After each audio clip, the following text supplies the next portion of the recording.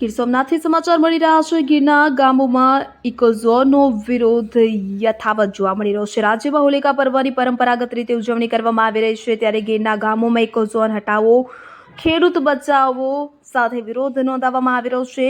હે અંબેમાં ઇકોઝોન નાબૂદ કરવા માટે સરકારને સદબુદ્ધિ આપોના બેનર સાથે વિરોધ દર્શાવવામાં આવી રહ્યો છે। ગીરના માધુપુરા, વાડલા સહિતના ગ્રામ્ય વિસ્તારોમાં ઇકોઝોનનું હોલિકા દહન યોજાયું તો ગ્રામ્ય વિસ્તારોમાં બેનર સાથે વિરોધ નોંધાવવામાં આવ્યો। રજા કનાયા, ગીર ગઢડા।